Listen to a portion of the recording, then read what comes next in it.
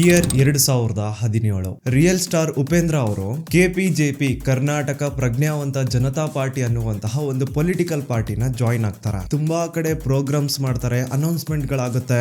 ಒಟ್ಟಲ್ಲಿ ಜನರಲ್ಲಿ ಈ ಕೆಪಿಜೆಪಿ ಪಾರ್ಟಿ ಪಾಪ್ಯುಲರ್ ಆಗೋದಕ್ಕೆ ಶುರು ಆಗುತ್ತೆ. ಅಂಡ್ ನೆಕ್ಸ್ಟ್ ಬರುವಂತಹ ಕರ್ನಾಟಕ ಅಸೆಂಬ್ಲಿ ಎಲೆಕ್ಷನ್ ಅಲ್ಲಿ ಕೆಪಿಜೆಪಿ ಪಾರ್ಟಿ ತುಂಬಾ ಚೆನ್ನಾಗಿ ಪರ್ಫಾರ್ಮ್ ಮಾಡಬಹುದು, ಬೇರೆ ಪಕ್ಷಗಳಿಗೆ ಒಂದ್ ದೊಡ್ಡ ತಲೆನೋವು ಆಗಬಹುದು ಅಂತ ಸ್ಟಾಟ್ಸ್ ಹೇಳ್ತಾ ಇರುತ್ತೆ. Will you agree or not? But fact ಇದೆ, ಯಾವಾಗ ಸರ್ ಕೆಪಿಜೆಪಿ ಪಾರ್ಟಿನ ಜಾಯಿನ್ ಆದ್ರು, ಅವ್ರು ಜಾಯಿನ್ ಆಗಿದ್ದು ಕೆಪಿಜೆಪಿ ಪಾರ್ಟಿ ತುಂಬಾ ಪಾಪ್ಯುಲರ್ ಆಗೋದಕ್ಕೆ ಶುರು ಆಯ್ತು. ಪಾರ್ಟಿಗೆ ಸಿಕ್ಕಾಪಟ್ಟೆ ಅಡ್ವಾಂಟೇಜ್ ಆಯ್ತು, ಸಿಕ್ಕಾಪಟ್ಟೆ ಫ್ರೀ ಮೀಡಿಯಾ ಅಟೆನ್ಷನ್ ಎಲ್ಲ ಸಿಗ್ತಾ ಇತ್ತು. ಸೊ ಯಾರಿಂದ ಕೆಪಿಜೆಪಿ ಪಾರ್ಟಿ ಒಂದ್ ಸ್ವಲ್ಪ ಜನರಲ್ಲಿ ಪಾಪ್ಯುಲರ್ ಆಗ್ತಾ ಇತ್ತು ಅಂದ್ರೆ ಉಪೇಂದ್ರ ಅವರೇ ಕೆಪಿಜೆಪಿ ಪಾರ್ಟಿ ಜಾಯಿನ್ ಆಗಿದ್ದು ಜಸ್ಟ್ ಫ್ಯೂ ಮಂತ್ಸ್ ಅಲ್ಲೇ ಆ ಒಂದು ಪಾರ್ಟಿನ ಬಿಟ್ಟು ಹಾಕ್ತಾರ.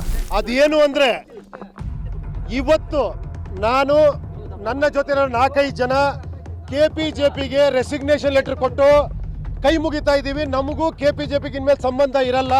ಇಲ್ಲಿ ಸರ್ ಕೆಪಿಜೆಪಿ ಪಾರ್ಟಿನ ಪರ್ಟಿಕ್ಯುಲರ್ಲಿ ಯಾವ ಒಂದು ರೀಸನ್ ಸಲುವಾಗಿ ಕೈ ಬಿಟ್ರು ಅಂತ ಎಲ್ಲೂ ಅವರು ಓಪನ್ ಅಪ್ ಆಗಿ ಹೇಳ್ಕೊಂಡಿಲ್ಲ. ಬಟ್ ರೂಮರ್ಸ್ ಏನು ಅಂದ್ರೆ ಕೆಪಿಜೆಪಿ ಪಾರ್ಟಿಯಲ್ಲಿದ್ದಂತಹ ಹೈಕಮಾಂಡ್ ನವರು MLA ಟಿಕೆಟ್ಸ್ ನ ದುಡ್ಡು ಇಸ್ಕೊಂಡು ಹಂಚ್ತಾ ಇದ್ರು. ಅಂಡ್ ಉಪೇಂದ್ರ ಅವ್ರಿಗೆ ಇದು ಇಷ್ಟ ಆಗಿಲ್ಲ. ಕೆಪಿಜೆಪಿ ಪಕ್ಷ ರಾಜಕೀಯ ಸಿದ್ಧಾಂತಗಳನ್ನ ಫಾಲೋ ಮಾಡೋದಕ್ಕೆ ಶುರು ಮಾಡಿದ್ರು, which is dead opposite to sir's ideology. ಸರ್ದು Prajakeeya ideology and that's why he left the party ಅಂತ ಹೇಳ್ತಾರೆ. 18 ಸೆಪ್ಟೆಂಬರ್ 2018 ಕೆಪಿಜೆಪಿ ಪಾರ್ಟಿನ ಬಿಟ್ಟು ಬಂದಂತಹ ಉಪೇಂದ್ರ ಅವರು ತಮ್ಮ 50th ಬರ್ಡೇ ದಿನ ತಮ್ಮದೇ ಆದಂತಹ ಒಂದು ಓನ್ ಪೊಲಿಟಿಕಲ್ ಪಾರ್ಟಿನ ಶುರು ಮಾಡ್ತಾರೆ. ಅಂಡ್ ಅದೇ UPP, Uttama Prajaakeeya Paksha, which is totally based on Prajaakeeya ideology. ನೋಡಿ, ಅಮೆರಿಕಾದಲ್ಲಿ 2 ಪಾರ್ಟಿ ಥಿಯರಿ ಇದೆ. ಇದೇನು ಸಡನ್ಲಿ ಪ್ರಜಾಕೀಯ ಬಗ್ಗೆ ಹೇಳ್ತಾ ಅಮೆರಿಕಾಗ್ ಹೋಗ್ಬಿಟ್ನಲ್ಲ ಇವನು ಅಂತ ನೀವು ಅನ್ಕೋಬಹುದು. ಬಟ್ ಕೇಳಿಸ್ಕೊಳ್ಳಿ, ಮ್ಯಾಟರ್ ತುಂಬಾ ಕೋರಿಲೇಟ್ ಮಾಡುತ್ತೆ. ಸೊ ಅಮೆರಿಕಾದಲ್ಲಿ 2 ಪಾರ್ಟಿ ಥಿಯರಿ ಇದೆ. ಅಲ್ಲಿ ಇರೋದು ಮೇಜರ್ 2 ಪಕ್ಷಗಳು, ಒಂದು ಡೆಮೊಕ್ರೆಟಿಕ್ ಪಾರ್ಟಿ, ಇನ್ನೊಂದು ರಿಪಬ್ಲಿಕನ್ ಪಾರ್ಟಿ. ಗೆದ್ರೆ ಈ 2 ಪಕ್ಷಗಳಲ್ಲಿ ಯಾರಾದ್ರೂ ಒಬ್ರು ಗೆಲ್ತಾರೆ ಅಂಡ್ ಅವರು ಸರ್ಕಾರನ ನಡೆಸ್ತಾರೆ. ಈಗ ಬರ್ತಾ ನಮ್ ದೇಶದಲ್ಲೂ ಇದೇ ಆಗ್ತಾ ಇರೋದು. ಒಂದು ಕಡೆ ಬಿಜೆಪಿ, ಇನ್ನೊಂದು ಕಡೆ ಕಾಂಗ್ರೆಸ್. ಗೆದ್ರೆ ಇವ್ರಿಬ್ರಲ್ಲೇ ಯಾರಾದ್ರೂ ಒಬ್ರು ಗೆಲ್ತಾರೆ ಅಂಡ್ ಇವರು ಸರ್ಕಾರನ ನಡೆಸ್ತಿದ್ದಾರೆ. ಸೊ ಆಸ್ ಆಫ್ ನೌ ನಮ್ ಸ್ಟೇಟ್ ಅಲ್ಲಿ ಯಾರಾದ್ರೂ CM ಆಗ್ಬೇಕು ಅಂದ್ರೆ ಒಂದು ಬಿಜೆಪಿ ಪಕ್ಷದಿಂದ ಆಗ್ತಾರೆ, ಇಲ್ಲಾಂದ್ರೆ ಕಾಂಗ್ರೆಸ್ ಪಕ್ಷದಿಂದ ಆಗ್ತಾರೆ. ಒಟ್ಟಲ್ಲಿ ಈ 2 ಪಕ್ಷಗಳಲ್ಲೇ ಯಾರಾದ್ರೂ ಒಬ್ರು CM ಆಗೋದು. We have no other options. So ಈಗೀಗ ಜನ ಈ ಒಂದು 2 ಪಾರ್ಟಿ ಥಿಯರಿಯಿಂದ ಬೇಸತ್ ಹೋಗಿದ್ದಾರೆ. ಈ 2 ಪಕ್ಷಗಳಿಗೆ ಆಲ್ರೆಡಿ ಬೇಕಾದಷ್ಟು ಅವಕಾಶಗಳು ಸಿಕ್ಕಿದಾವೆ, ಆದ್ರೆ ಅಂತ ಬದಲಾವಣೆ ಏನು ಬಂದಿಲ್ಲ. ಸೊ ಜನ ಚೇಂಜ್ ನ ಎಕ್ಸ್ಪೆಕ್ಟ್ ಮಾಡ್ತಿದ್ದಾರೆ. ಸರ್ ತಮ್ಮ ಇಂಟರ್ವ್ಯೂಸ್ ಅಲ್ಲಿ ಬಹಳಷ್ಟು ಹೇಳ್ಕೊಂಡಿದ್ದಾರೆ, ಲೈಕ್ ಅವರ ಪೊಲಿಟಿಕಲ್ ಪಾರ್ಟಿ ಪ್ರಜಾಕೀಯ ಪಕ್ಷ ಏನಿದೆಯೋ ಅದಕ್ಕೆ ಲಾಸ್ಟ್ ಎಲೆಕ್ಷನ್ ಅಲ್ಲಿ ಟೋಟಲ್ ಕರ್ನಾಟಕದಲ್ಲಿ 1 ಲಕ್ಷ ವೋಟ್ ಸಿಕ್ತು ಅಂತ. ಇದು ಅಧಿಕೃತವಾಗಿ ಎಷ್ಟು ಕರೆಕ್ಟ್ ಡಾಟಾ ಅನ್ನೋದು ನನಗೆ ಗೊತ್ತಿಲ್ಲ. ಬಟ್ ಸ್ಟಿಲ್ ಅನ್ಕೊಳ್ಳಿ, ಇವ್ರ ಪಕ್ಷಕ್ಕೆ ಲಾಸ್ಟ್ ಎಲೆಕ್ಷನ್ ಅಲ್ಲಿ 1 ಲಕ್ಷ ವೋಟ್ಸ್ ಬಿತ್ತು ಅಂತಾನೆ ಅನ್ಕೊಳ್ವಾ. ಬಟ್ ನನ್ ಪ್ರಕಾರ ನನ್ಗನ್ಸಲ್ಲ ಆ 1 ಲಕ್ಷ ವೋಟ್ಸ್ ಅಲ್ಲಿ ಎಲ್ರಿಗೂ ಪ್ರಜಾಕೀಯ ಕಾನ್ಸೆಪ್ಟ್ ಬಗ್ಗೆ ಗೊತ್ತಿತ್ತು, ಪ್ರಜಾಕೀಯ ಐಡಿಯಾಲಜಿ ಬಗ್ಗೆ ಗೊತ್ತಿತ್ತು ಅಂಡ್ ಎಲ್ರು ತಿಳ್ಕೊಂಡೇ ವೋಟ್ ಹಾಕಿರ್ತಾರೆ ಅಂತ ನನ್ಗಂತೂ ಖಂಡಿತ ಅನ್ಸಲ್ಲ. ಆ 1 ಲಕ್ಷ ವೋಟ್ಸ್ ಅಲ್ಲಿ ಒಂದಿಷ್ಟು ಜನ ಉಪೇಂದ್ರ ಸರ್ ಫ್ಯಾನ್ಸ್ ಇರ್ತಾರೆ, ಹೇ ನಮ್ ಬಾಸ್ ನಮ್ ಹೀರೋ ಅನ್ಕೊಂಡು ವೋಟ್ ಹಾಕಿರ್ತಾರೆ. ಇನ್ನೊಂದಿಷ್ಟು ಜನ ನಾನು ಆಗ್ಲೇ ಹೇಳ್ದಂಗೆ 2 ಪಾರ್ಟಿ ಥಿಯರಿಯಿಂದ ಬೇಸತ್ತು ಫಾರ್ ಎ ಚೇಂಜ್, ಪ್ರಜಾಕೀಯ ಅನ್ನೋದು ಏನೋ ಒಂದು ಹೊಸ ಪಕ್ಷ ಬಂದಿದೆಯಲ್ಲ ಇದಕ್ಕೊಂದ್ಸತಿ ವೋಟ್ ಹಾಕಿ ನೋಡುವ ಅಂತ ವೋಟ್ ಹಾಕಿರ್ತಾರೆ. ಅಂಡ್ ಇನ್ನೂ ಒಂದಿಷ್ಟು ತೀರಾ ಕಡಿಮೆ ಜನ ನಿಜವಾಗ್ಲೂ ಪ್ರಜಾಕೀಯ ಕಾನ್ಸೆಪ್ಟ್ ಅಂದ್ರೆ ಏನು, ಪ್ರಜಾಕೀಯ ಐಡಿಯಾಲಜಿ ಅಂದ್ರೆ ಏನು, ಅವ್ರ ವಿಚಾರಗಳು ಏನು ಅಂತ ಅರ್ಥ ಮಾಡ್ಕೊಂಡು ಪ್ರಜಾಕೀಯಕ್ಕೆ ವೋಟ್ ಹಾಕಿರ್ತಾರೆ. ಇದು ನನ್ನ ಒಪಿನಿಯನ್, ಇದು ನನ್ನ ಅನಾಲಿಸಿಸ್. ಬಡ್ಡಿ ಮಗಂದ ಇಲ್ಲೊಂದು ಇರುವೆ ಕಚ್ಚಿ ಮಾತಾಡೋದಕ್ಕೆ ಪ್ರಾಬ್ಲಮ್ ಆಗ್ತಿದೆ, ಸೊ ಸ್ವಲ್ಪ ಅಡ್ಜಸ್ಟ್ ಮಾಡ್ಕೊಳ್ಳಿ.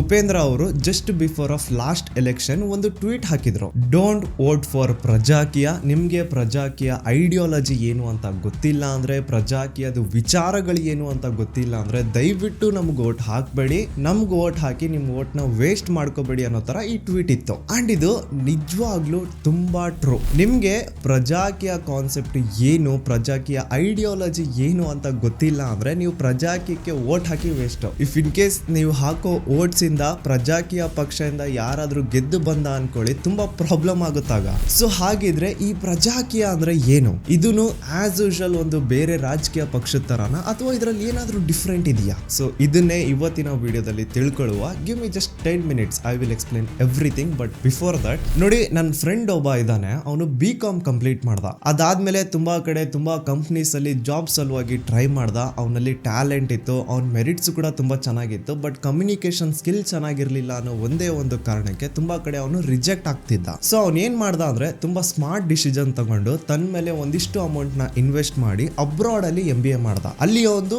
2 years ಅಲ್ಲಿ MBA ಕಂಪ್ಲೀಟ್ ಆಯ್ತು. ಅದ್ರ ಜೊತೆಗೆ ಅವ್ನ ಕಮ್ಯುನಿಕೇಶನ್ ಸ್ಕಿಲ್ ಅನ್ನೋದು ಟಾಪ್ ನೋಚ್ ಆಗಿದೆ. ಆಬ್ವಿಯಸ್ಲಿ ಫಾರಿನ್ ಹೋದಾಗ ಅಲ್ಲಿ ಸರ್ವೈವಲ್ ಗೋಸ್ಕರ ಅಂತೂ ನೀವು ಇಂಗ್ಲಿಷ್ ಮಾತಾಡ್ಲೇಬೇಕು, ಕಲೀಲೇಬೇಕು. ಅಂಡ್ ಎಜುಕೇಶನ್ ಅಂತ ಅಬ್ರಾಡ್ ಹೋದವನು ಅಲ್ಲೇ ಒಂದು ಒಳ್ಳೆ ಕಂಪ್ನಿಲಿ ಒಳ್ಳೆ ಕೆಲಸ ನೋಡ್ಕೊಂಡು he is earning a very good amount. So ನಿಮ್ಮಲ್ಲಿನೂ ಯಾರಾದ್ರೂ ಅಬ್ರಾಡ್ ಅಲ್ಲಿ ಓದಿ ನಿಮ್ ಕರಿಯರ್ ನ ಲೆವೆಲ್ ಅಪ್ ಮಾಡ್ಕೋಬೇಕಂತ ಇದ್ರೆ ಬಟ್ ಗೊತ್ತಿಲ್ಲ ಯಾವ ಕಂಟ್ರಿ ಯಾವ ಯೂನಿವರ್ಸಿಟಿ ಸೆಲೆಕ್ಟ್ ಮಾಡಬೇಕು ಅಂತ ಏನಾದ್ರು ಕನ್ಫ್ಯೂಷನ್ ಆಗ್ತಿದ್ರೆ my suggestion is take help from edmito.in. Abroad ಅಲ್ಲಿ MBA ನ ನೀವು ಕೇವಲ 4 to 5 lakhs ಅಲ್ಲಿ ಕಂಪ್ಲೀಟ್ ಮಾಡಬಹುದು. ಅಂಡ್ ಈ ಒಂದು price depends on country, depends on college, ಸ್ವಲ್ಪ ವೇರಿ ಆಗುತ್ತೆ. ಬಟ್ ಒಂದ್ ಸ್ವಲ್ಪ ಅಮೌಂಟ್ ನಿಮ್ಮ ಮೇಲೆನೆ ಇನ್ವೆಸ್ಟ್ ಮಾಡಿ ಅಬ್ರಾಡ್ ಅಲ್ಲಿ MBA ಮಾಡೋದು definitely A worth choice. And not only MBA, students from any back ground like MBBS ಓದ್ಬೇಕಂತ ಇರೋರು ಸುಮ್ನೆ ಇಲ್ಲಿ ಕೋಟ್ಯಾನ್ಗಟ್ಲೆ ದುಡ್ಡು ವೇಸ್ಟ್ ಮಾಡೋ ಬದಲು ಅಬ್ರಾಡ್ ಅಲ್ಲಿ ಆರಾಮಾಗಿ 20 to 30 lakhs ಅಲ್ಲಿ MBBS ನ ಕಂಪ್ಲೀಟ್ ಮಾಡಬಹುದು, including tuition fee, hostel fee, food, everything included. So ನೋಡಿ, ನಿಮ್ಮ ಮಕ್ಕಳನ್ನ ಏನಾದ್ರೂ ಅಬ್ರಾಡ್ ಅಲ್ಲಿ ಓದಿಸ್ಬೇಕಂತ ಇದ್ರೆ ಅಥವಾ ನೀವೇ ಆಸ್ ಎ ಸ್ಟೂಡೆಂಟ್ ಆಗಿ ಅಬ್ರಾಡ್ ಅಲ್ಲಿ ಓದ್ಬೇಕಂತ ಇದ್ರೆ for proper guidance do check out edmito.in. ಇವ್ರು ನಿಮ್ಗೆ ವೀಸಾ ಡಾಕ್ಯುಮೆಂಟೇಶನ್ ಇಂದ ಹಿಡಿದು ಅಡ್ಮಿಷನ್ ಪ್ರಾಸೆಸ್ ವರೆಗೂ ಎಲ್ಲಾದ್ರಲ್ಲೂ ಹೆಲ್ಪ್ ಮಾಡ್ತಾರೆ. ಅಷ್ಟೇ ಅಲ್ಲ, ನಿಮ್ ಮೆರಿಟ್ಸ್ ಏನಾದ್ರೂ ನಿಜವಾಗ್ಲೂ ತುಂಬಾ ಚೆನ್ನಾಗಿದ್ರೆ they will try their level best to get you a scholarship as well. So description box ಅಲ್ಲಿ ಲಿಂಕ್ ಕೊಟ್ಟಿದ್ದೀನಿ. ಆ ಲಿಂಕ್ ಮೇಲೆ ಕ್ಲಿಕ್ ಮಾಡಿದ್ರೆ ಎಡ್ಮಿಟೋನ ವೆಬ್ಸೈಟ್ ಓಪನ್ ಆಗುತ್ತೆ. ಅಲ್ಲಿ ನಿಮ್ಮ ಜಸ್ಟ್ ಬೇಸಿಕ್ ಡೀಟೇಲ್ಸ್ ನ ಆಡ್ ಮಾಡಿ ಸಬ್ಮಿಟ್ ಮಾಡಿ and then wait for the call back. ಇಲ್ಲ ಅಂದ್ರೆ ಸ್ಕ್ರೀನ್ ಮೇಲೆ ಕಾಣಿಸ್ತಿರುವಂತಹ ನಂಬರ್ಗೆ ಡೈರೆಕ್ಟ್ ಆಗಿ ನೀವೇ ಕಾಲ್ ಮಾಡಿ ವಿಚಾರಿಸ್ಕೋಬಹುದು. ನೋಡಿ, ಈ ತರ ಅಡ್ಮಿಷನ್ ಕನ್ಸಲ್ಟೆನ್ಸಿ ಬಹಳಷ್ಟು ಇದಾವೆ. ತುಂಬಾ ಜನ ಫ್ರಾಡ್ ಮಾಡೋರು, ಸ್ಕ್ಯಾಮ್ ಮಾಡೋರು ಇದಾರೆ. ಬಟ್ ಎಡ್ಮಿಟೋ ಟೀಮ್ ನಮ್ ಕನ್ನಡದವ್ರದೇ ಆದ್ರಿಂದ you can trust them. So ನಿಮ್ಮ ಅಬ್ರಾಡ್ ಅಲ್ಲಿ ಓದುವಂತಹ ಕನಸು ನೆನಸು ಮಾಡ್ಕೊಳ್ಳಿ with edmito.in. Link description box and pin comment ಅಲ್ಲಿ ಕೊಟ್ಟಿದ್ದೇನೆ. ನಾವು ಬ್ಯಾಕ್ ಟು ದ ಟಾಪಿಕ್. ನೋಡಿ, ಡೆಮೋಕ್ರಸಿಲಿ 2 ಟೈಪ್ಸ್ ಇದೆ. ಒಂದು indirect democracy or representative democracy, ಇನ್ನೊಂದು ಡೈರೆಕ್ಟ್ ಡೆಮೋಕ್ರಸಿ. ವರ್ಲ್ಡ್ ಅಲ್ಲಿ one of the largest democracy ಆಗಿರುವಂತಹ ನಮ್ಮ ಭಾರತ ದೇಶದಲ್ಲಿ ನಾವು ಫಾಲೋ ಮಾಡ್ತಾ ಇರೋದು indirect democracy or representative democracy. So ಈ indirect democracy or representative democracy ಅಂದ್ರೆ ಏನು ಅಂದ್ರೆ ಏನಿಲ್ಲ, ಸಿಂಪಲ್. ನಾವು ವೋಟ್ ಹಾಕಿ ಲೀಡರ್ಸ್ ನ ಚೂಸ್ ಮಾಡ್ತೀವಿ ಅಂಡ್ ಆ ಲೀಡರ್ಸ್ ಎಲ್ಲ ಸೇರ್ಕೊಂಡು ತಾವೇ ಡಿಸಿಷನ್ಸ್ ನ ತಗೊಂಡು ರಿಫಾರ್ಮ್ಸ್, ಬದಲಾವಣೆಗಳು, ಬೆಳವಣಿಗೆಗಳು ತರ್ತಾರೆ. ರೆಪ್ರೆಸೆಂಟೇಟಿವ್ ಡೆಮೋಕ್ರಸಿಲಿ ನಾನು ಒಬ್ಬ ವೋಟರ್, ನನ್ನ ಕೆಲಸ ಏನು ಅಂದ್ರೆ ಲೀಡರ್ ನ ಚೂಸ್ ಮಾಡಬೇಕು. ಒಮ್ಮೆ ಎಲೆಕ್ಷನ್ಸ್ ಅಲ್ಲಿ ಒಬ್ಬ ಲೀಡರ್ ಗೆ ವೋಟ್ ಹಾಕಿ ಅವನ್ನ ನಾನು ಚೂಸ್ ಮಾಡಾದ್ಮೇಲೆ ನನ್ನ ಕೆಲಸ ಮುಗೀತು ಆಸ್ ಎ ವೋಟರ್. ಅದಾದ್ಮೇಲೆ ಆ ಲೀಡರ್ಸ್ ಸೇರ್ಕೊಂಡು ಸರ್ಕಾರನ ಫಾರ್ಮ್ ಮಾಡ್ತಾರೆ ಅಂಡ್ ಇನ್ನು ಆಡಳಿತ ಎಲ್ಲ ಅವ್ರ ಕೈಯಲ್ಲಿ ಇರುತ್ತೆ. ಅವ್ರಿಗೇನ್ ಸರಿ ಅನ್ಸುತ್ತೋ ಅದನ್ನ ಮಾಡ್ತಾರೆ, ಸರಿ ಅನ್ಸದೇ ಇರೋದು ಬಿಟ್ಟು ಹಾಕ್ತಾರೆ. ಈಗ ಡೈರೆಕ್ಟ್ ಡೆಮೋಕ್ರಸಿ ಕಡೆ ಬರುವ. ಡೈರೆಕ್ಟ್ ಡೆಮೋಕ್ರಸಿಲಿ ನಾವು ವೋಟ್ ಹಾಕಿ ಲೀಡರ್ಸ್ ಚೂಸ್ ಮಾಡ್ತೀವಿ. ದಟ್ ಡಸಂಟ್ ಮೀನ್ ನನ್ನ ಕೆಲಸ ಆಸ್ ಎ ವೋಟರ್ ಅಲ್ಲಿಗೆ ಮುಗೀತು ಅಂತಲ್ಲ. ಅಂಡ್ ಡೈರೆಕ್ಟ್ ಡೆಮೋಕ್ರಸಿಲಿ ನಾನು ವೋಟ್ ಹಾಕಿ ಚೂಸ್ ಮಾಡಿರುವಂತಹ ಲೀಡರ್ ತನಗ್ ತಾನೇ ರಾಜ ಅನ್ಕೊಳ್ಳೋದು, ತನ್ಗೇನ್ ಸರಿ ಅನ್ಸುತ್ತೋ ಅದನ್ನ ಮಾಡೋದು, ಅವನ್ಗವನೇ ಡಿಸಿಷನ್ಸ್ ನ ತಗೊಳ್ಳೋದು, ಇದೆಲ್ಲ ವರ್ಕ್ ಆಗಲ್ಲ. ಅವನೊಬ್ಬ ಲೀಡರ್ ಆಗಿರಬಹುದು, ಆದ್ರೆ ಅದು ಹೆಸರಿಗಷ್ಟೇ. ಅವನು ಸಮಾಜದಲ್ಲಿ ಏನೇ ಬದಲಾವಣೆಗಳನ್ನ ತರಬೇಕಂದ್ರೆ, ಏನೇ ಡೆವಲಪ್ಮೆಂಟ್ ಕೆಲಸನ ಶುರು ಮಾಡಬೇಕು ಅಂದ್ರೆ ಅವನು ವೋಟ್ ಮಾಡಿ ಲೀಡರ್ ಮಾಡಿರುವಂತಹ ನನ್ನಂತ ವೋಟರ್ಸ್ ಹತ್ರ ಬಂದು ಪರ್ಮಿಷನ್ ಕೇಳಬೇಕು. ಲೀಡರ್ಸ್ ಎಲ್ಲ ಕುತ್ಕೊಂಡು ಅಸೆಂಬ್ಲಿಲಿ ಡಿಸ್ಕಷನ್ ಮಾಡಿ ಅವ್ರಿಗೇನ್ ಸರಿ ಅನ್ಸುತ್ತೋ ಆ ಚೇಂಜಸ್ ನ ತರೋದು, ಇದು ಡೈರೆಕ್ಟ್ ಡೆಮೋಕ್ರಸಿಲಿ ವರ್ಕ್ ಆಗಲ್ಲ. ನೋಡಿ, ನಾವ್ ಈ ತರ ಒಂದು ಡೆವಲಪ್ಮೆಂಟ್ ಕೆಲಸನ ಶುರು ಮಾಡ್ತಾ ಇದೀವಿ, ಇಷ್ಟು 1000 ಕೋಟಿ ಇದಕ್ಕೆ ಖರ್ಚಾಗುತ್ತೆ. ಸೊ ನಮಗ್ ವೋಟ್ ಹಾಕಿ ಲೀಡರ್ ಮಾಡಿರುವಂತಹ ನೀವು ಕಾಮನ್ ಪಬ್ಲಿಕ್, ನೀವು ಹೇಳಿ ಈ ಒಂದು ಡೆವಲಪ್ಮೆಂಟ್ ಪ್ರಾಜೆಕ್ಟ್ ನ ಶುರು ಮಾಡ್ಬೇಕಾ ಇಲ್ವಾ ಅಂತ ಪಬ್ಲಿಕ್ ಪೋಲ್ಸ್ ನ ನಡೆಸ್ತಾರೆ. ಆಗ ನಾನು ನೀವು ಕಾಮನ್ ವೋಟರ್ಸ್ ಏನಿರ್ತೀವೋ ನಮ್ಗೆ ಆ ಡೆವಲಪ್ಮೆಂಟ್ ಪ್ರಾಜೆಕ್ಟ್ ನಿಜವಾಗ್ಲೂ ಬೇಕು ಅನ್ಸಿದ್ರೆ ಎಸ್ ಅಂತ ವೋಟ್ ಹಾಕ್ತಿವಿ, ಬೇಡ ಅನ್ಸಿದ್ರೆ ನೋ ಅಂತ ವೋಟ್ ಹಾಕ್ತಿವಿ. So at the end majority ಯಾವ ಕಡೆ ಇರುತ್ತೋ ಲೀಡರ್ಸ್ ಅದನ್ನ ಮಾಡಬೇಕು. ಇದು ಆಕ್ಚುಲಿ ನಿಜವಾದ ಪ್ರಜಾಪ್ರಭುತ್ವ ಅಂಡ್ ಇಲ್ಲಿ ಪ್ರಜೆಗಳು ನಿಜವಾಗ್ಲೂ ಪ್ರಭುಗಳು ಅಂಡ್ ಒಂದು ಮಟ್ಟಿಗೆ ಇದೇ ಪ್ರಜಾಕೀಯ ಅಂದ್ರ. ಈಗ ಅನ್ಕೊಳ್ಳಿ, ನಾನು ಸಮೀರ್ MD ನಮ್ಮೂರಿಂದ ಪ್ರಜಾಕೀಯ ಪಕ್ಷದಿಂದ MLA ಆಗ್ಬೇಕು ಅಂತ ಅನ್ಕೊಂಡಿದ್ದೀನಿ. ಆದ್ರೆ ಪ್ರಜಾಕೀಯದಲ್ಲಿ ನಾನೊಬ್ನೇ ಅನ್ಕೊಂಡ್ರೆ ಸಾಕಾಗಲ್ಲ, ಜನರು ಕೂಡ ನಾನು MLA ಆಗ್ಬೇಕು ಅಂತ ಅನ್ಕೋಬೇಕು. ಕನ್ಫ್ಯೂಸ್ ಆಯ್ತಾ? ಸಿಂಪಲ್ ಆಗಿ ಎಕ್ಸ್ಪ್ಲೈನ್ ಮಾಡ್ತೀನಿ ನೋಡಿ. ಸೊ MLA ಟಿಕೆಟ್ ಗೋಸ್ಕರ ನಾನು ಉಪೇಂದ್ರ ಅವ್ರ ಹತ್ರ ಹೋಗ್ತೀನಿ, because he is A party ಅಧ್ಯಕ್ಷ. ಸೊ ನಾನು ಉಪ್ಪಿ ಸರ್ ಹತ್ರ ಹೋಗಿ, ಸರ್ ನಾನು ನಮ್ಮೂರಿಂದ MLA ಎಲೆಕ್ಷನ್ಗೆ ಪ್ರಜಾಕೀಯ ಪಕ್ಷ ಕಡೆಯಿಂದ ನಿಂತ್ಕೋಬೇಕಂತ ಇದ್ದೀನಿ, ಪ್ಲೀಸ್ ನನ್ಗೆ MLA ಟಿಕೆಟ್ ಕೊಡಿ ಅಂತ ಕೇಳ್ತೀನಿ. ಅದಕ್ಕೆ ಉಪೇಂದ್ರ ಅವರು ಹೇಳ್ತಾರೆ, ಆಯ್ತು ಸರಿ, ನಾನ್ ನಿನ್ಗೆ MLA ಟಿಕೆಟ್ ಕೊಡ್ತೀನಿ, ಬಟ್ ಅದಕ್ಕೂ ಮುಂಚೆ ನೀನ್ ಹೋಗಿ ಜನರ ಹತ್ರನು MLA ಟಿಕೆಟ್ ಕೇಳು ಅಂತ ಹೇಳ್ತಾರೆ. ಆಗ ನಾನು ಸ್ವಲ್ಪ ಕನ್ಫ್ಯೂಸ್ ಆಗ್ತೀನಿ, ಇದೇನಿದು ಅಂತ. ಆಗ ಅವರು ನನ್ನ ಕೈಗೆ 5,000ನೋ 10,000ನೋ 20,000ನೋ ಫಾರ್ಮ್ಸ್ ಕೊಟ್ಟು, ತಗೋ ಈ ಫಾರ್ಮ್ಸ್ ತಗೊಂಡು ನಿಮ್ ಊರಲ್ಲಿ ಮನೆ ಮನೆಗೂ ಹೋಗಿ ನಿನ್ಗೆ MLA ಕೆಲಸ ಕೊಟ್ರೆ ನೀನ್ ಏನ್ ಮಾಡ್ತೀಯ ಅನ್ನೋದನ್ನ ಅವ್ರಿಗೆಲ್ಲ ಎಕ್ಸ್ಪ್ಲೈನ್ ಮಾಡಿ, ಅವ್ರಿಗೂ ನೀನ್ MLA ಆಗ್ಬೇಕು ಅಂತ ಇಷ್ಟ ಆದ್ರೆ ಈ ಫಾರ್ಮ್ ಮೇಲೆ ಸೈನ್ ಮಾಡಿಸ್ಕೊಂಡ್ ಬಾ ಅಂತ ಹೇಳ್ತಾರೆ. ಅಂಡ್ ಸರ್ಟೆನ್ ಕಂಡೀಷನ್ಸ್ ಕೂಡ ಇರುತ್ತೆ. ಮೊದಲನೇದಾಗಿ ನಾನು ಬಿಟ್ಟಿ ಪ್ರಚಾರ ಮಾಡೋ ಹಂಗಿಲ್ಲ, ದುಡ್ಡು ಕೊಟ್ಬಿಟ್ಟು ಯಾರಿಂದನೂ ಸೈನ್ ಮಾಡಿಸ್ಕೊಳ್ಳೋ ಹಂಗಿಲ್ಲ, ಫೇಕ್ ಸಿಗ್ನೇಚರ್ ಮಾಡಿಸ್ಕೊಳ್ಳೋ ಹಾಗಿಲ್ಲ. ಒಟ್ಟಲ್ಲಿ ಯಾವುದೇ ಗಿಮಿಕ್ ಮಾಡದೆ ಪ್ರಾಮಾಣಿಕವಾಗಿ ಪ್ರತಿಯೊಂದು ಮನೆಗೂ ಹೋಗಿ ಪ್ರತಿಯೊಬ್ಬರಿಂದನೂ ಸೈನ್ ಮಾಡಿಸ್ಕೊಂಡು ಬರಬೇಕು. ಇಫ್ ಇನ್ ಕೇಸ್ ಏನಾದ್ರೂ ನಾನು ಎಲ್ಲಾದ್ರೂ ಗಿಮಿಕ್ ಮಾಡಿ ಫೇಕ್ ಸಿಗ್ನೇಚರ್ ತಗೊಂಡ್ ಬಂದೆ ಅಂದ್ರೆ ಅದು ಉಪ್ಪಿ ಅವ್ರಿಗೆ ಗೊತ್ತಾಗುತ್ತೆ, ಅಂಡ್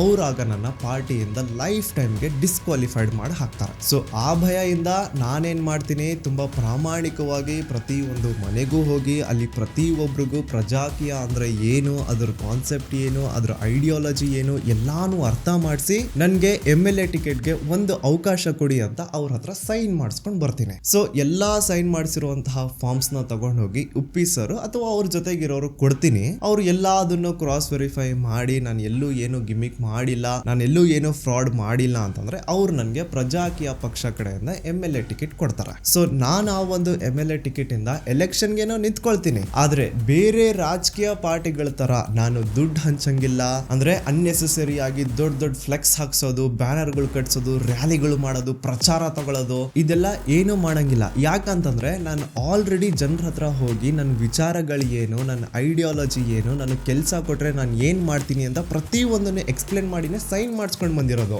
ಈಗ ಅಗೇ ನಾನು ಪ್ರಚಾರ ಮಾಡೋದ್ರಲ್ಲಿ, ಬ್ಯಾನರ್ ಕಟ್ಟೋದ್ರಲ್ಲಿ, ರ್ಯಾಲಿಗಳು ಮಾಡೋದ್ರಲ್ಲಿ ಅರ್ಥನೇ ಇಲ್ಲ. ಅಂಡ್ ಇಫ್ ಇನ್ ಕೇಸ್ ಅನ್ಕೊಳ್ಳಿ ಜನ ನನ್ಗೆನೆ ವೋಟ್ ಹಾಕಿ ನಾನು ಎಲೆಕ್ಷನ್ ಅಲ್ಲಿ ಗೆದ್ಬಿಟ್ಟೆ, ದಟ್ ಡಸಂಟ್ ಮೀನ್ ನಾನು 5 ವರ್ಷದವರೆಗೂ MLA ಆಗಿರ್ತೀನಿ ಅಂತ ಗ್ಯಾರಂಟಿ ಇಲ್ಲ. ನಾನು ಪ್ರತಿಯೊಂದು ಕೆಲಸ ಲೈಕ್ ನಮ್ಮೂರಿಗೆ ನಾನು ಏನೇ ಡೆವಲಪ್ಮೆಂಟ್ ಕೆಲಸನ ಶುರು ಮಾಡಬೇಕು ಅಂದ್ರೆ ಅದನ್ನ ಪ್ರತಿ ಸತಿ ಪಬ್ಲಿಕ್ ಹತ್ರ ತಿಳಿಸಿನೇ ಅವರಿಂದ ಪರ್ಮಿಷನ್ ಪಡೆದನೆ ಮಾಡಬೇಕು. ನೋಡಿ, ಈ ತರ ಒಂದು ರೋಡ್ ಹಾಕ್ಸ್ಬೇಕು ಅಂತ ಗವರ್ಮೆಂಟ್ ಪ್ರಾಜೆಕ್ಟ್ ಬಂದಿದೆ. ನಾನೊಂದು 3-4 ಜನ ಒಳ್ಳೆ ಕಾಂಟ್ರಾಕ್ಟರ್ಸ್ ನ ಲಿಸ್ಟ್ ಮಾಡಿದ್ದೀನಿ. ಇದರಲ್ಲಿ ನಿಮ್ ಪ್ರಕಾರ ನಾನು ಯಾರು ಕಾಂಟ್ರಾಕ್ಟ್ ಕೊಡ್ಲಿ ಅಂತ ಪಬ್ಲಿಕ್ ಪೋಲ್ ನಡೆಸ್ತೀನಿ. ಆಗ ಜನ ಯಾವೊಬ್ಬ ಕಾಂಟ್ರಾಕ್ಟರ್ಗೆ ಜಾಸ್ತಿ ವೋಟ್ ಹಾಕ್ತಾರೆ, contractor A, B, C, D ಈ 4 ಜನರಲ್ಲಿ ಯಾರ ಕಡೆ ಜಾಸ್ತಿ ಮೆಜಾರಿಟಿ ಇರುತ್ತೋ ನಾನು ಅವ್ರಿಗೆ ಕಾಂಟ್ರಾಕ್ಟ್ ಕೊಡ್ತೀನಿ. ಇಲ್ಲಿ ಅಲ್ಟಿಮೇಟ್ ಡಿಸಿಷನ್ ಯಾರ್ದಿತ್ತು?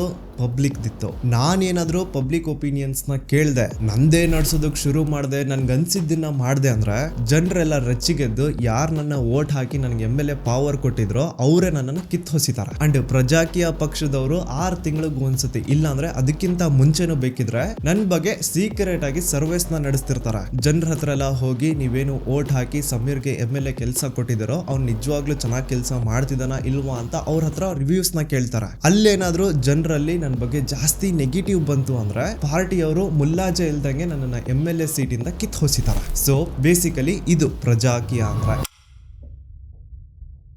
ನೋಡಿ, ಪ್ರಜಾಕೀಯ ಅಂದ್ರೆ ಪಬ್ಲಿಕ್ ಆಕ್ಟಿವ್ ಆಗಿ ಗವರ್ಮೆಂಟ್ ಪಾಲಿಸೀಸ್ ಅಲ್ಲಿ ಇನ್ವಾಲ್ವ್ ಆಗಬೇಕು. ನೀವೇನಾದ್ರೂ ನಿಮ್ ತಲೆಯಲ್ಲಿ ನಾನು ವೋಟ್ ಹಾಕ್ತೀನಿ, ಒಬ್ಬ ಲೀಡರ್ ನ ಚೂಸ್ ಮಾಡ್ತೀನಿ, ಅದಾದ್ಮೇಲೆ ಅವನೆಲ್ಲ ನೋಡ್ಕೊಂತಾನೆ ಅಂತ ಈ ತರ ಮೈಂಡ್ ಸೆಟ್ ಇರೋರ್ಗೆನೆ ಉಪ್ಪಿ ಸರ್ ಹೇಳಿದ್ದು ಡೋಂಟ್ ವೋಟ್ ಫಾರ್ ಪ್ರಜಾಕೀಯ ಅಂತ. ಯಾಕಂದ್ರೆ ನೀವು ಪ್ರಜಾಕೀಯಕ್ಕೆ ವೋಟ್ ಹಾಕ್ತಿದ್ದೀರಾ ಅಂತಂದ್ರೆ that means you are also taking a responsibility. ಆ ರೆಸ್ಪಾನ್ಸಿಬಿಲಿಟಿ ಏನು? ನೀವು ಆಯ್ಕೆ ಮಾಡಿರುವಂತಹ ಲೀಡರ್ ಕರೆಕ್ಟ್ ಆಗಿ ಕೆಲಸ ಮಾಡ್ತಿದಾನ ಇಲ್ವಾ ಅಂತ ನೋಡೋದು, ಅವ್ನು ನಿಮ್ ಹತ್ರ ಬೇರೆಯವ್ರ ಹತ್ರ ಎಲ್ಲ ಬಂದು ಒಪಿನಿಯನ್ಸ್ ನ ಕೇಳ್ತದಾನ ಇಲ್ವಾ ಅದನ್ನ ಅಬ್ಸರ್ವ್ ಮಾಡೋದು. ಅವ್ನ ಏನಾದ್ರು MLA ಆದ್ಮೇಲೆ ಕೆಲ್ಸದವನ್ ತರ ಇರೋದ್ ಬಿಟ್ಟು ರಾಜನ್ ತರ ಫೀಲ್ ಅಲ್ಲಿ ಕರಪ್ಷನ್ ಮಾಡ್ಕೊಂಡು ಅವ್ನ್ಗನ್ಸಿದವ್ನ್ ಮಾಡೋದು, ಪಬ್ಲಿಕ್ ಒಪಿನಿಯನ್ ನ ಕೇಳದೆ ಇರೋದು, ಹಿಂಗೆಲ್ಲ ಮಾಡ್ದ ಅಂದ್ರೆ ಆಗ ಅವನ್ ವಿರುದ್ಧ ನಡೆಯುವಂತಹ ಹೋರಾಟಗಳಲ್ಲಿ ನೀವು ಭಾಗಿಯಾಗಿ ನೀವೇ ವೋಟ್ ಹಾಕಿ ಕೆಲ್ಸ ಕೊಟ್ಟಿರುವಂತಹ ಅವನ್ಗೆ ಆ ಪವರ್ ಇಂದ ಕಿತ್ ಹೊಸಿಬೇಕು. ಸೊ ಇದೆಲ್ಲ ಪ್ರಜಾಕೀಯದಲ್ಲಿ ಒಬ್ಬ ವೋಟರ್ ನ ಡ್ಯೂಟಿ. ಅಂಡ್ ಈ ಡ್ಯೂಟಿ ಡ್ಯೂಟಿ ಮಾಡೋದಕ್ಕೆ ನೀವು ರೆಡಿ ಇದ್ರೆ ಮಾತ್ರ ಪ್ರಜಾಕೀಯಕ್ಕೆ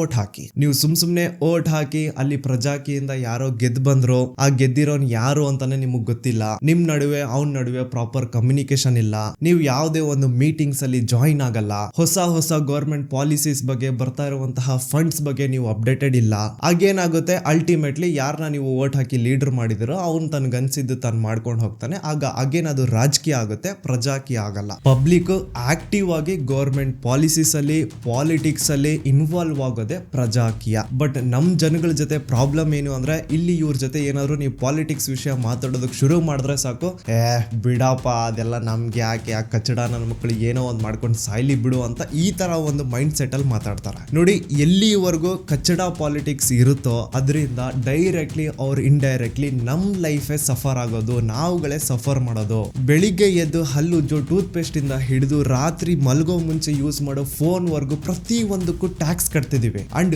ಆ ಒಂದು ಟ್ಯಾಕ್ಸ್ ಇಂದನೇ ಪಾಲಿಟಿಕ್ಸ್ ನಡೀತಾ ಇರೋದು. ಉಸಿರ್ ತಗೊಳ್ಳೋದು, ಉಸಿರ್ ಬಿಡೋದು, ಇದ್ರಲ್ಲಿ ಒಂದು ಪಾಲಿಟಿಕ್ಸ್ ಇಲ್ಲ, ಬಿಟ್ರೆ ಇನ್ ಎಲ್ಲಾದ್ರಲ್ಲೂ ಪಾಲಿಟಿಕ್ಸ್ ಇದೆ. ಸೊ ಯಾವಾಗ ಜನ ಪಾಲಿಟಿಕ್ಸ್ ಅಲ್ಲಿ ಇಂಟ್ರೆಸ್ಟ್ ತೋರಿಸ್ತಾರೋ, ಪಾಲಿಟಿಕ್ಸ್ ಅಲ್ಲಿ ಡೈರೆಕ್ಟ್ ಇನ್ವಾಲ್ವ್ಮೆಂಟ್ ನ ತೋರಿಸ್ತಾರೋ, ಗವರ್ಮೆಂಟ್ ಪಾಲಿಸೀಸ್ ಬಗ್ಗೆ ಅಪ್ಡೇಟೆಡ್ ಇರ್ತಾರೋ, ಆಗ ಮಾತ್ರ ಪ್ರಜಾಕೀಯ ಬರೋದಕ್ಕೆ ಸಾಧ್ಯ. ಅಂಡ್ ಒಂದು ವೆರಿ ಬ್ಯೂಟಿಫುಲ್ ಥಿಂಗ್, ನೀವು ಪ್ರಜಾಕೀಯ ಪಕ್ಷದಿಂದ ಏನ್ ಎಕ್ಸ್ಪೆಕ್ಟ್ ಮಾಡಬಹುದು ಅಂದ್ರೆ ಅದೇ ರೈಟ್ ಟು ರೀಕಾಲ್. ಸಿಸ್ಟಮ್ ಅಲ್ಲಿ ಇರುವಂತಹ ಪ್ರತಿಯೊಬ್ಬರನ್ನು ಮೇಲೆ ಏರಿಸುವಂತಹ, ಕೆಳಗಿಳಿಸುವಂತಹ ಅಧಿಕಾರ ಜನರ ಹತ್ರ ಇರಬೇಕು, ಜನರ ಕೈಯಲ್ಲಿ ಇರಬೇಕು. ಸೊ ಪ್ರಜಾಕೀಯ ಬಂದ್ರೆ ಈ ಒಂದು ರೈಟ್ ಟು ರೀಕಾಲ್, ಈ ಒಂದು ಬ್ಯೂಟಿಫುಲ್ ಚೇಂಜ್ ನ ಮಾತ್ರ ನೀವು ಖಂಡಿತ ಎಕ್ಸ್ಪೆಕ್ಟ್ ಮಾಡಬಹುದು. ನೋಡಿ, ಈ ಒಂದು ಪ್ರಜಾಕೀಯ ಅನ್ನುವಂತಹ ಕಾನ್ಸೆಪ್ಟ್ ಆಲ್ರೆಡಿ ನಮ್ಮ ಪ್ರಜಾಪ್ರಭುತ್ವದಲ್ಲಿ ಇದೆ. ಇದನ್ನೇನು ಹೊಸದಾಗಿ ಉಪೇಂದ್ರ ಅವರು ಏನು ಸೃಷ್ಟಿ ಮಾಡಿದ್ದಲ್ಲ, ಇದು ಆಲ್ರೆಡಿ ನಮ್ಮ ಪ್ರಜಾಪ್ರಭುತ್ವದಲ್ಲಿ ಇದೆ. ಆದ್ರೆ ನಾವೆಲ್ಲರೂ ರಾಜಕೀಯ, ಆ ಒಂದು ರಾಜಕೀಯ ದಾರಿಯಲ್ಲಿ ಹೋಗ್ತಾ ಇದೀವಿ. ಸೊ ಪ್ರಜಾಕೀಯ ಅನ್ನೋ ಒಂದು ದಾರಿನೂ ಇದೆ ಅಂತ ಟಾರ್ಚ್ ಹಾಕಿ ತೋರಿಸಿದವರು ಉಪೇಂದ್ರ. ಅಂಡ್ ಅದಕ್ಕೆ ಅವ್ರನ್ನ ಅಪ್ರಿಶಿಯೇಟ್ ಮಾಡಲೇಬೇಕು. ಈ ವಿಡಿಯೋನ ಯಾರಾದ್ರೂ ಪ್ರಜಾಕೀಯ ಪಕ್ಷದಿಂದ ನೋಡ್ತಾ ಇದ್ರೆ ನೋಡಿ, ಉಪೇಂದ್ರ ಸರ್ ಬಹಳಷ್ಟು ಇಂಟರ್ವ್ಯೂಸ್ ಅಲ್ಲಿ ನಿಮಗ್ ಪ್ರಜಾಕೀಯ ಕಾನ್ಸೆಪ್ಟ್ ಅರ್ಥ ಆಗ್ಬೇಕು ಅಂದ್ರೆ ಒಮ್ಮೆ ನಮ್ಮ ಆಪ್ ಚೆಕ್ ಮಾಡಿ, ನಮ್ಮ ವೆಬ್ಸೈಟ್ ಚೆಕ್ ಮಾಡಿ ಅಂತ ಪದೇ ಹೇಳ್ತಾ ಇದ್ರು. ಅಂಡ್ ನಾನು ಹೋಗಿ ಚೆಕ್ ಮಾಡಿದ್ರೆ ಆಪ್ ಕೂಡ ಕ್ರಾಶ್ ಆಗಿ ಬಿದ್ದಿದೆ, ವೆಬ್ಸೈಟ್ ಕೂಡ ಓಪನ್ ಆಗ್ತಿಲ್ಲ. ಸೊ ಅದನ್ನ ಆದಷ್ಟು ಬೇಗ ಕರೆಕ್ಟ್ ಮಾಡ್ಕೊಳ್ಳಿ ಅಂತ ಒಂದು ಸ್ಮಾಲ್ ಸಲಹೆ ಕೊಡ್ತೀನಿ. ಓಕೆ ದೂತ ಸಭೆಯ ಪ್ರಜೆಗಳೇ, ಐ ಹೋಪ್ ನಿಮ್ಗೆ ಪ್ರಜಾಕೀಯ ಕಾನ್ಸೆಪ್ಟ್ ಅಂದ್ರೆ ಏನು, ಪ್ರಜಾಕೀಯ ಐಡಿಯಾಲಜಿ ಅಂದ್ರೆ ಏನು ಅಂತ ಅರ್ಥ ಆಗಿರುತ್ತೆ. ತುಂಬಾ ಎಫರ್ಟ್ಸ್ ಹಾಕಿ ಈ ಒಂದು ವಿಡಿಯೋನ ಮಾಡಿರೋದು. ಉಪ್ಪಿ ಸರ್ನ ಅರ್ಥ ಮಾಡ್ಕೊಳ್ಳೋದು, ಅವ್ರ ಮೈಂಡ್ ಸೆಟ್ ನ ಅರ್ಥ ಮಾಡ್ಕೊಳ್ಳೋದು ತುಂಬಾ ಕಷ್ಟ. But still I tried my level best. So ನಿಮ್ಗೆ ವಿಡಿಯೋ ಇಷ್ಟ ಆಗಿದ್ರೆ ಈ ವಿಡಿಯೋಗೊಂದು ಲೈಕ್ ಕೊಡಿ. ಈ ವಿಡಿಯೋ ಹೇಗ್ ಅನಿಸ್ತು, ಇದ್ರಲ್ಲಿ ನನ್ನಿಂದ ಏನಾದ್ರು ಮಿಸ್ಟೇಕ್ ಆಗಿದ್ರೆ ಕಮೆಂಟ್ ಸೆಕ್ಷನ್ ಇರೋದೇ ನಿಮ್ ಸಲುವಾಗಿ. Please correct me in the comment section. So ಇದೇ ತರ ನಿಮ್ ಬೇರೆ ಯಾವ್ದು ಪೊಲಿಟಿಕಲ್ ಪಾರ್ಟಿ ಬಗ್ಗೆ ಒಂದು ಡೀಟೇಲ್ಡ್ ವಿಡಿಯೋ ಬೇಕು ಅಂತಾನು ಕಮೆಂಟ್ ಮಾಡಿ, ನಾನು ಎಲ್ಲರೂ ಕಮೆಂಟ್ಸ್ ನೋಡ್ತಾ ಇರ್ತೇನೆ. ಓಕೆ, ನಾನು ನಿಮ್ಮ ದೂತ ಸಮೀರ್ MD. ಮತ್ತೆ ಸಿಗ್ತೀನಿ ನೆಕ್ಸ್ಟ್ ವಿಡಿಯೋದಲ್ಲಿ.